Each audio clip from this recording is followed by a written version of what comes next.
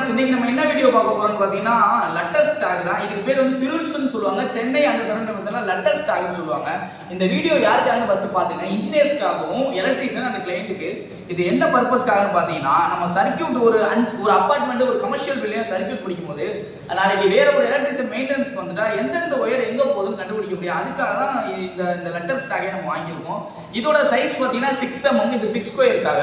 இதோட சைஸ் பார்த்தீங்கன்னா 4 mm 4 ஸ்கொயருக்காக.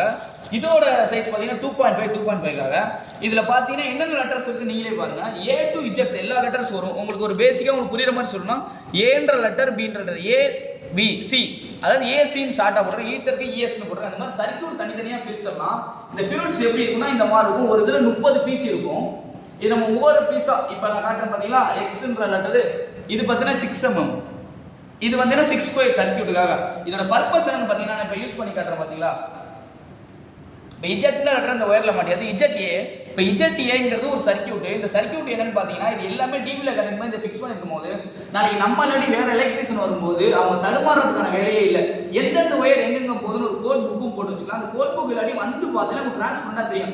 இது ஏசி ஒயர், இது டிபி ஒயர். அது மாதிரி ஃபேஸ் பிரிக்கும் போது நீங்கள் கலர் கலராக RYB கலர் டேப் அடிப்பீங்க. இப்போ வந்து டேப் அடிக்கல, இதுலேயே பார்த்தீங்கன்னா RYBன்னு எல்லா லெட்டர்ஸும் வந்துடும். நீங்கள் அடிஷனலாக R1 R2ன்ற ஃபேஸ் நம்பர்ஸும் இருக்கும், லெட்டர்ஸும் இருக்கும். நீங்கள் அடிஷனலாக ஆட் பண்ணிக்கலாம்.